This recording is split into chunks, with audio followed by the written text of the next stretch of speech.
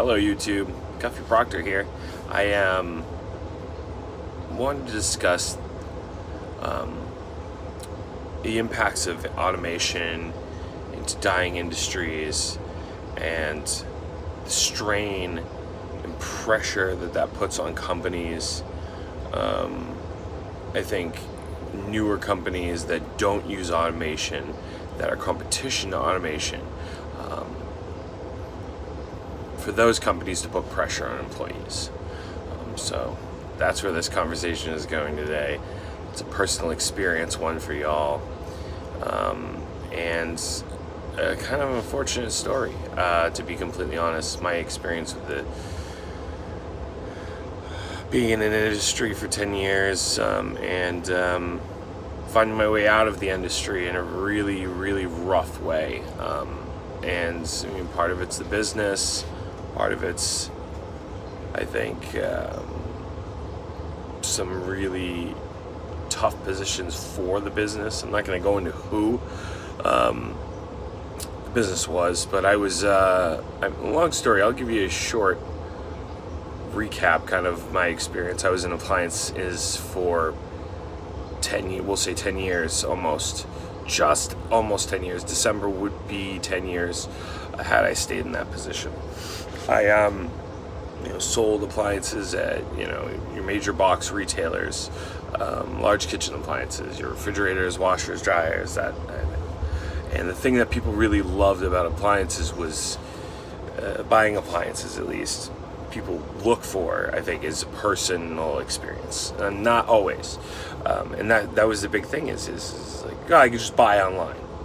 And I remember going into the industry, looking back on it, it's really funny. I mean, it's not funny, because I was watching the death throes of an industry from the inside out.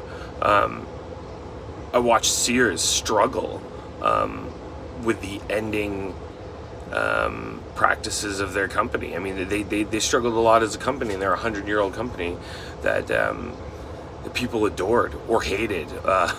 Their family went to for 100 years. I mean, the company was old.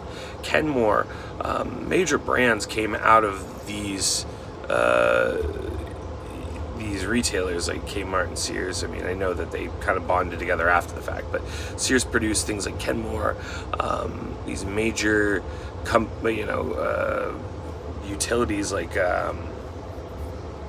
Craftsman, just things die hard, and the thing that's crazy about that is when I was going into the appliances, people would just come into the department and be like, yeah, well, I could just buy it online, it's easier, right? So screw the commission salesperson, screw the store, screw the personal experience, and then if you have any issues, what's going to happen? Well, to be fair, these big companies aren't the greatest when it comes to customer service to begin with. And a lot of times local mom and pops tend to be the better option. So this is trying to make this a short story, but it's my entire career in appliances. Long and short, I worked in 2 appliance retailers selling appliances, but I also was a field sales manager for Samsung home appliance brand for about 4 years, representing a company to retailers, and I watched it from that perspective as well. So I got to really see in 2010 the beginning of these things start to change, and how automation started to change the entire industry. We're looking up online, we're price matching online. AJ Madison, Lowe's, Home Depot being major, at the time when I worked at Sears, major competition for us. And then eventually I went to Lowe's. I was only there for about a year, but got to see the perspective of that company and how much more of an advantage they had, I felt, on some of the other brands. And then when I worked for Samsung, I really got to see the industry as it was in the interior, and that most of the stuff was made overseas or Mexico, and really cheaply. Guys in the appliance industry, in the final job that I worked at, selling it for a mom and pop company, more mom and pop, I should say, a smaller retailer than these massive box retailers that service their own stuff. People would say, like, it's just made like junk nowadays, unless you're buying a Speed Queen washer machine. It's made to last 25 years. They're the only thing out there that's made to last like that. So needless to say, I knew my stuff. I still do. Appliances are my jam. Like, I really know it. I hate it, but I know it really, really well. And when it comes down to an industry that's on its way out, it's on the fritz, there are still some companies that are kicking around that are really phenomenal. And usually what happens in those industries is, if you go to your smaller companies, if you're in an area that has a small mom and pop appliance that hasn't been squeezed out by somebody like Lowe's or Home Depot, which are now changing over to kiosks. So that would be my segue. I'm really bad at staying on track and staying linear. That's why my podcast that I co-host is called Abstract Transmissions. We're all over the place. But I'm going to try to stay as linear as possible, because I think this is important when it comes to automation and the impact and things like Andrew Yang and all this, because this is a big scope of what's happening, but from an inside perspective. The long story short is, in that industry, I started to see lots of changes in consumerism.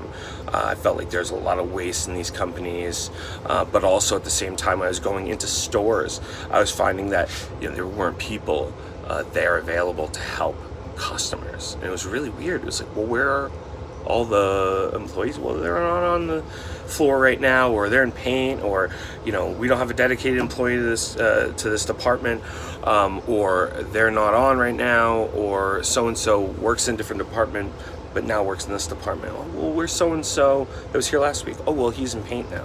Oh, where are you from? I'm from paint. Like, okay, so why?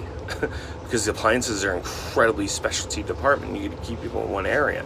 Well, what they were finding is that it's easy to sell an appliance to somebody as long as you know their basic statistical metrics. The rest is fit, feel, finish, brand, and getting across to the company that the product's gonna last 7 to 12 years. Yeah, you spent $3,000 on your refrigerator, $2,500 on your refrigerator, but it's only gonna last you 7 years. That's efficient as fuck, but that's not going to last you a very long time, unfortunately. And made with robots, so on and so forth. Newer technologies, super efficient. Compressors are amazing what they do in these new Samsung refrigerators and LG refrigerators. I mean, they do some amazing things, but they're not made to last very long. And so with the advent of appliance retailers selling online and technology, with the change of appliances, but also how they're being sold, AJ Madison, at the time I was selling Sears, would just drop it off at your door. No concern of returns or anything like that, because they don't accept them. As far as I know, it's a real process to deal with. But the crazy thing is that everybody's going over to direct to your door retail. And as time goes on, I think that direct to your door retail with appliances is going to be very, very problematic, mainly because it's just an industry that requires so much attention, that if you don't have that type of personal experience, I think you're going to find that people are unhappy with their product. They bring it back, they return it, it didn't fit. Most of the time, that's the big thing up here in New England, is you've got no fit scenarios. Sure, the space fits, but did the door fit? No, you didn't walk the path with a ruler to check it out. It's an old New England home made from the 1700s. They weren't accommodating your 25 cubic foot refrigerator. The crazy thing about that is that it doesn't matter still. With the loss that these companies have, it's still cheaper for them to sell it online and have a truck drop it off to guys that do not speak English or your language usually, which, hey, to each their own, but at the same time, it's important that those guys speak your language. They usually don't contractor from like GE or whoever the lowest bidder was to handle that delivery, third party, delivery. A lot of the independents, if they do their own delivery, do a better job. But with companies like PC Richards out west and all these stuff that have expanded themselves into their own entities, they're going to find it's going to be increasingly difficult to compete with companies like Amazon, which will take on the appliance industry. They already kind of had a little bit, but not. They're dipping their toes in it because it's going to be an animal that they haven't experienced yet. And AJ Madison, all those guys, same deal. It's going to impact them greatly. But the direction that I am concerned with is that from an appliance industry and people selling stuff online, they're literally selling appliances online, no human interaction. Dishwasher may be ADA compliant, may need to be because the floor was added in after. There's just so many scenarios you can't predict with a computer, but it's still less money because you're not paying for the health insurance of the employee, not paying for when that employee has major issues, all of those things. So back to the story. I went on a tangent again, but I was in the appliance industry for a very long time, and ultimately found my place back in a retail store, selling appliances as an alternative to traveling all the time, and going into different markets for Samsung. So I ended up going to a smaller company, mom and pop.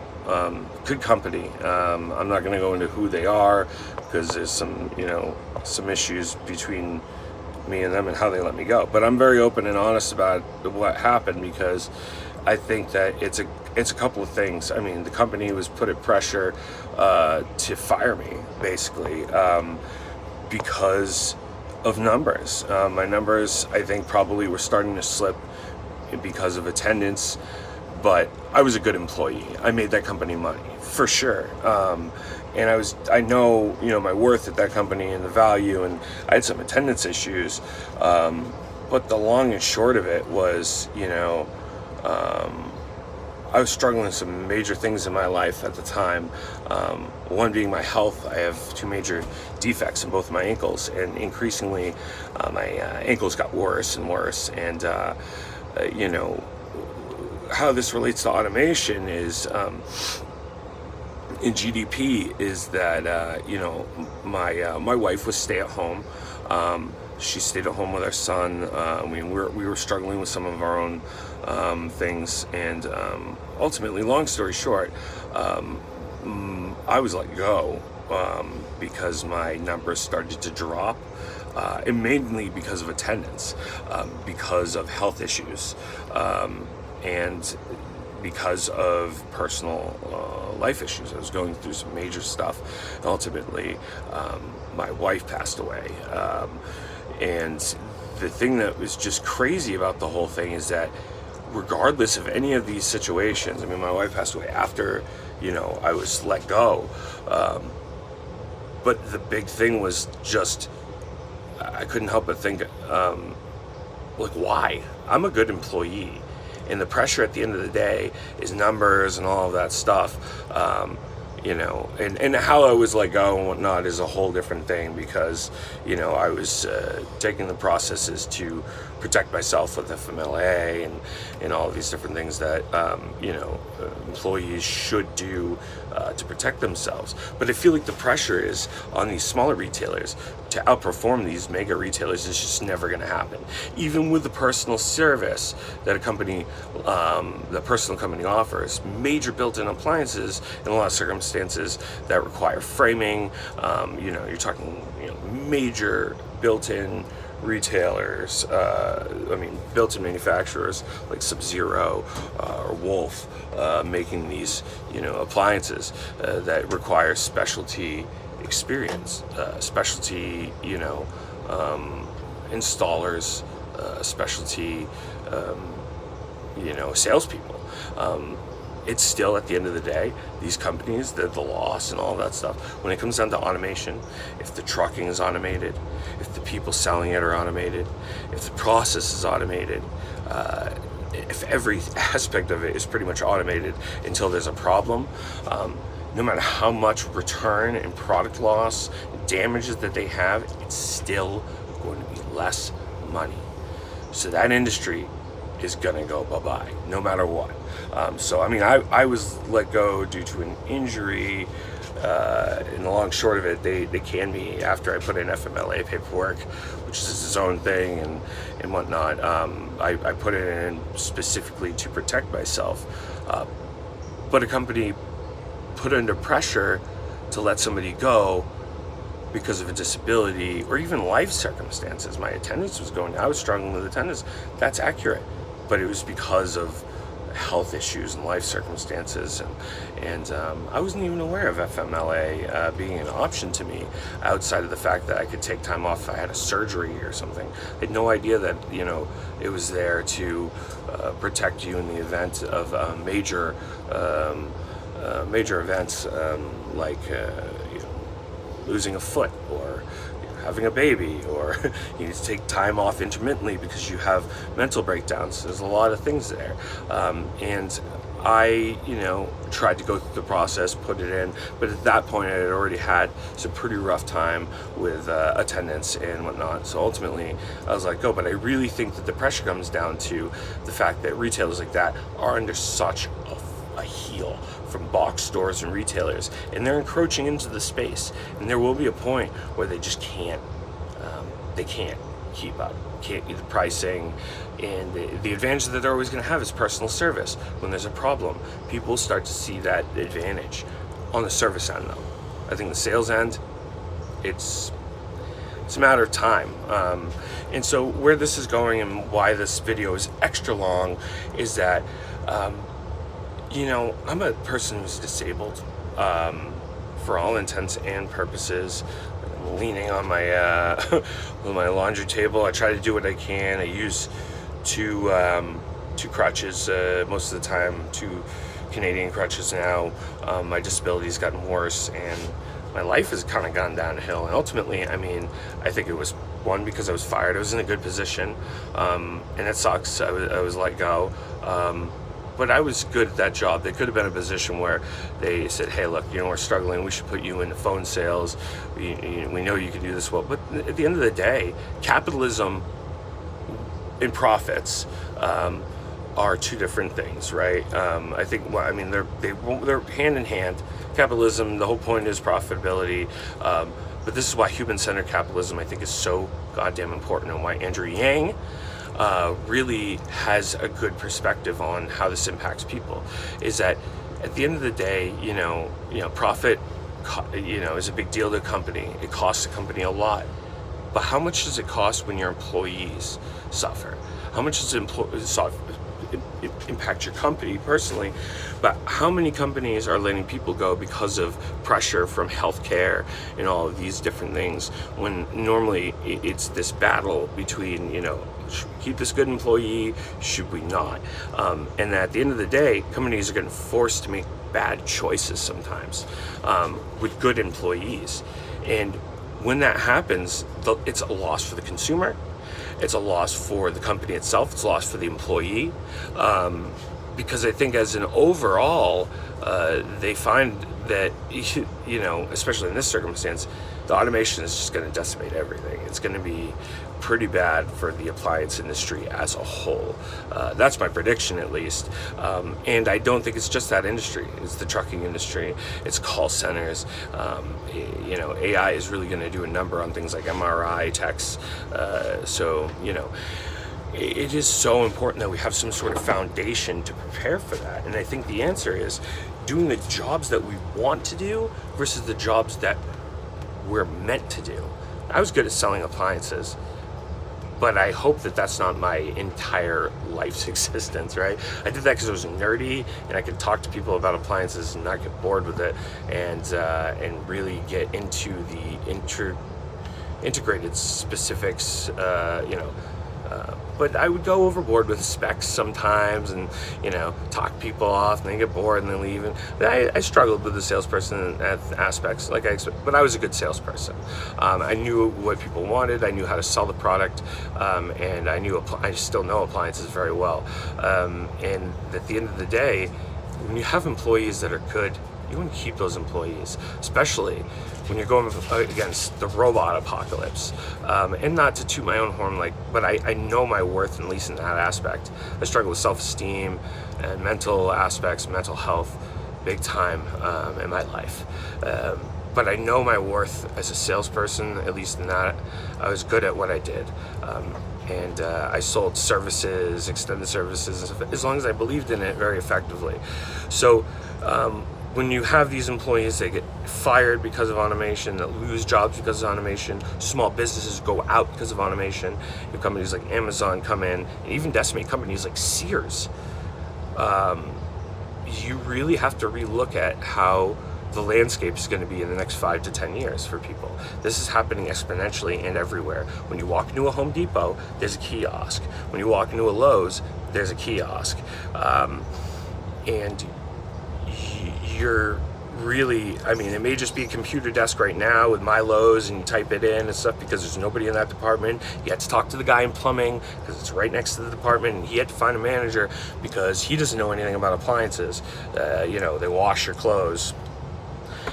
At the end of the day, you need an expert. You go in there to find an expert. Well, they tell you, what are your sizes? They ask you, what do you need it to do? Really not a personal experience. They ask you baseline, open-ended questions, and you might get what you're looking for. But people that are passionate about something, you can't pay for that. You can't buy that. And it's like in the election right now, Yang, right? Passionate as hell about a candidate, and it's not showing in the polls now because they're measuring the wrong polls. They're measuring old landlines, they're measuring all that stuff. As time goes on, excitement, something. So I think that passion for anything is a huge deal, and finding people like that is not easy. So when you do, you don't let them go, especially if it's about your fucking business and your industry. But most importantly, I think it's tough because the robots at the end of the day are the reason why companies are struggling the way they are. And I don't think that companies are really prepared for the end result. They're just digging their heels into the sand. But that sand's going to get washed the fuck out by nanorobot oceans. I'm just kidding.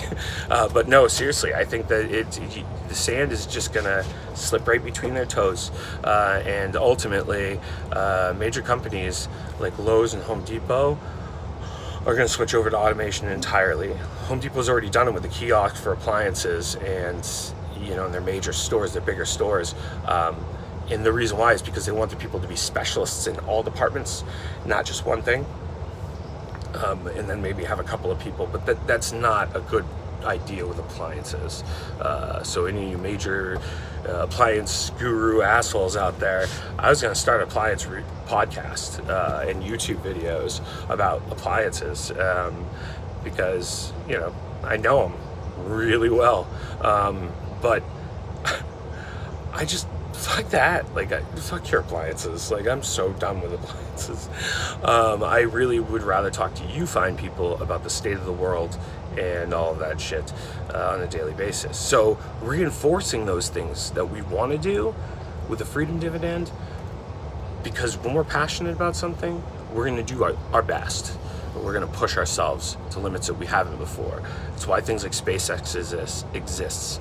It's why things like Joe Rogan's podcast exists. People do things that they like and they feel passionate about, and they do it really well. You see this in music, and it starts to go downhill when they lose their drive and it just becomes about manufacturing a new album because they have to, because there's pressure from a record label. It's not because it happened organically. Things that happen organically, like an uprising, like Yang, those things, those are a big deal. So I'm at double the video today, but thank you for your time in this 24-minute video about automation and the future of these jobs. I'll probably put another one up. I'd love to hear everybody's perspective down in the comment below, because this is something that I left as an industry, and I don't plan on going back to, but I think that automation is definitely going to impact it and change some lives.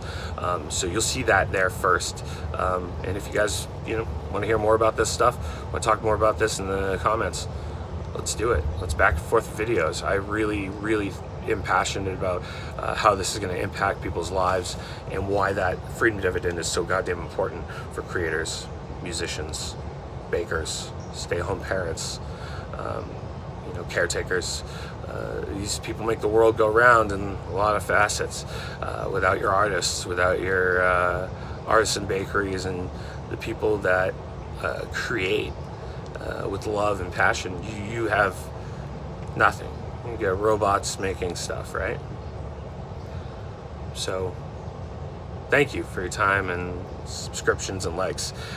Yang Gang has been showing the love, and I really appreciate that more than anything, because I really, really value this these perspectives. But now we're going on to 26 minutes, so yeah, I could just go on forever talking to you fine folks.